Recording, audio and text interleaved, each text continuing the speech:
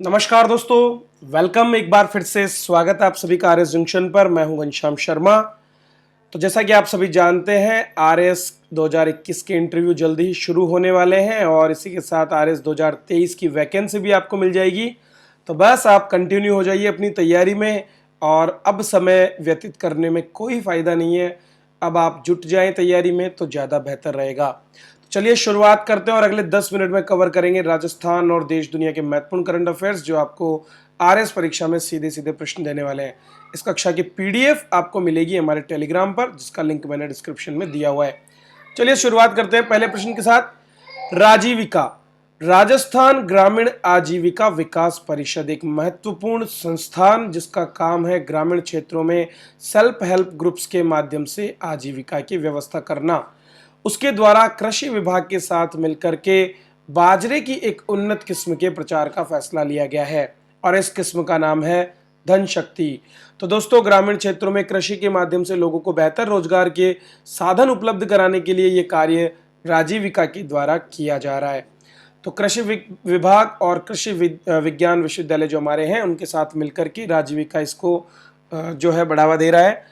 धन शक्ति, अगर इस किस्म की हम बात करें तो अर्ध शुष्क उष्ण कटिबंधीय क्षेत्र जो कि राजस्थान में विशेषकर है, वहां पर अंतर्राष्ट्रीय फसल अनुसंधान संस्थान हैदराबाद जो है उसके द्वारा विकसित की गई है और एक बायो फोर्टिफाइड किस्म है।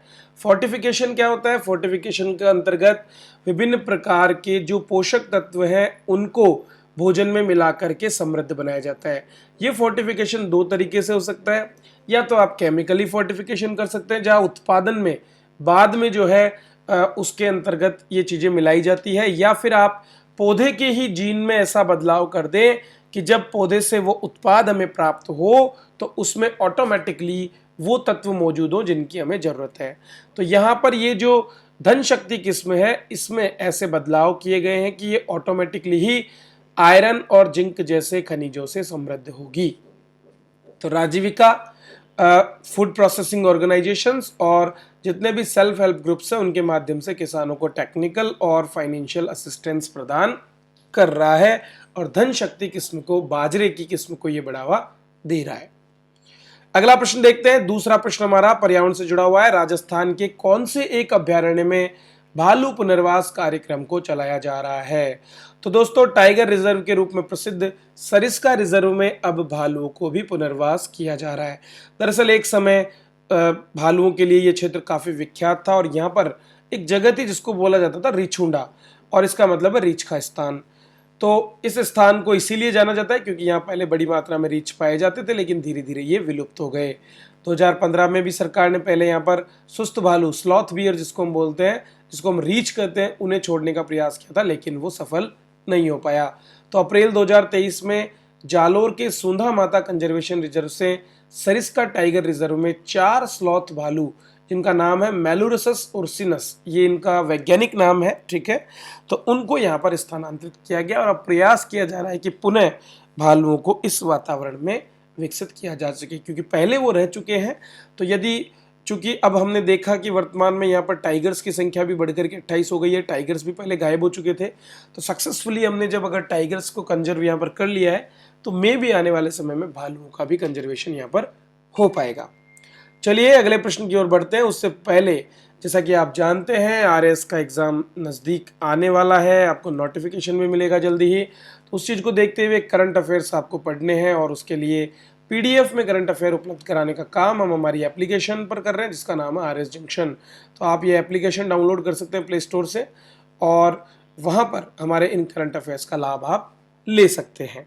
चलिए आगे बढ़ते हैं और बात करते हैं हमारे अगले प्रश्न की। प्रश्न संख्या 3, निम्नलिखित में से कौन राजस्थान राज्य की पहली सस्टेनेबिलिटी ऑफिसर बनी है? तो ये क्या होता है ये मैं बाद में बताऊंगा, पहले आप इनका नाम जान लीजिए।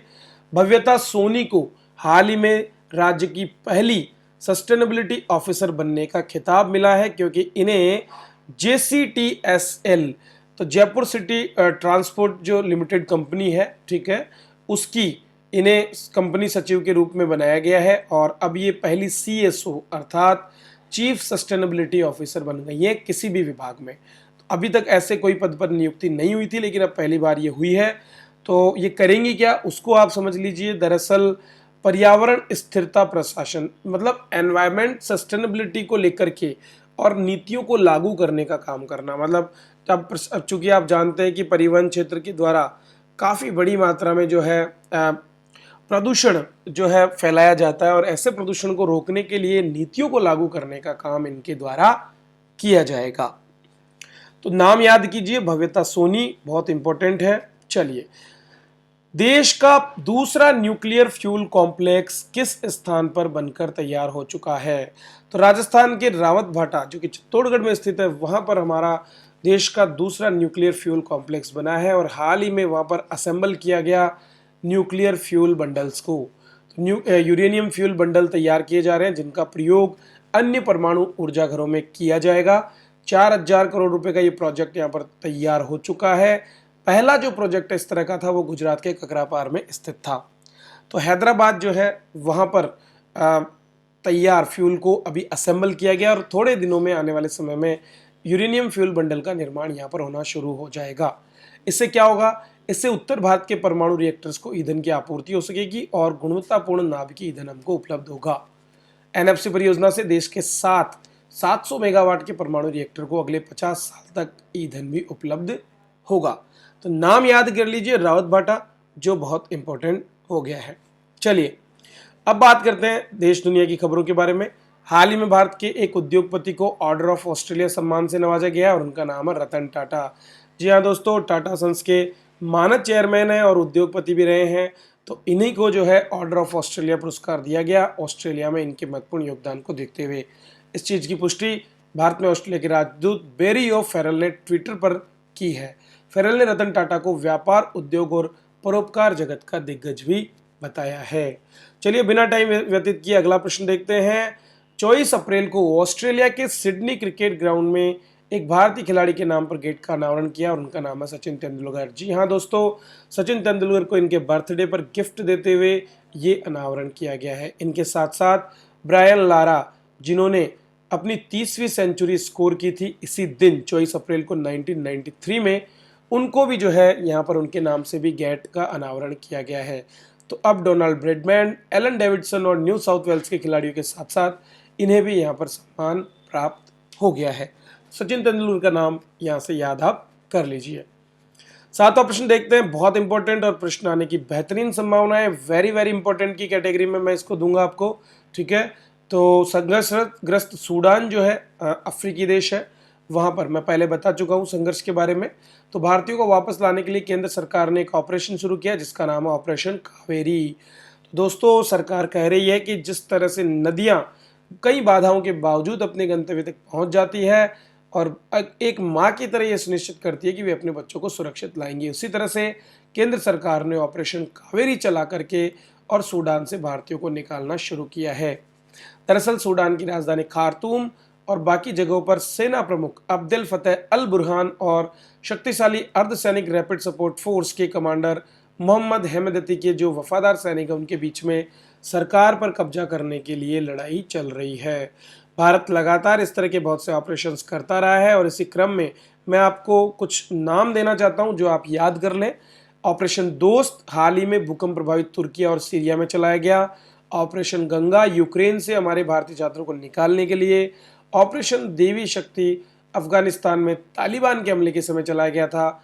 और वंदे भारत मिशन कोविड-19 के खतरे के दौरान विदेश में फंसे भारतीयों को वापस लाने के लिए शुरू किया गया था। ऐसे ही और अन्य अभियानों की बात करें, ऑपरेशन राहत 2015 में यमन संकट के दौरान, ऑपरेशन मैत्री 2015 में नेपाल में आए भूकंप के दौरान, ऑपरेशन सुरक्षित घर वापसी 26 फरवरी 2011 को लीबियाई गृह युद्ध में, और ऑपरेशन सुकून लेबनान युद्ध के दौरान चलाया गया था। ये बहुत इंपॉर्टेंट अभियान है जिन पर आपको यूपीएससी से लेकर आरपीएससी के किसी भी एग्जाम में प्रश्न पूछे जा सकते हैं। चलिए बात करते हैं आज के हमारे अंतिम प्रश्न की। अनाथ बेटियों की पढ़ाई के लिए देश का पहला कन्या गुरुकुल जल्दी ही सूरत में शुरू हो जाएगा। इसका शिलान्यास हाल ही में किया गया, और ये काम किया है श्री स्वामी नारायण कन्या गुरुकुल के नाम से। तो दोस्तों, 125 करोड़ रुपए खर्च करके देश का ये पहला कन्या गुरुकुल सूरत के वडोद में स्थापित किया जा रहा है। इसे पूरी तरह से आध्यात्मिक तरीके से पुरानी संस्कृति और गुरु परंपरा को जीवित रखने के लिए किया जा रहा है। और इसे आधुनिक रोबोटिक्स और एस्ट्रोनॉमिकल लैबों से भी सुसज्जित किया जाएगा। यहाँ शारीरिक मानसिक क्षमता, बौद्धिक, भावनात्मक, सांस्कृतिक, देशभक्ति और आध्यात्मिक विकास के लिए काम किया जाएगा। तो ये थे आज के करंट अफेयर्स। बहुत ही कम समय में मैंने आपको ये करंट अफेयर्स दिए हैं, बहुत ही इंपॉर्टेंट हैं और सारे के सारे प्रश्न पूछे जाने योग्य हैं।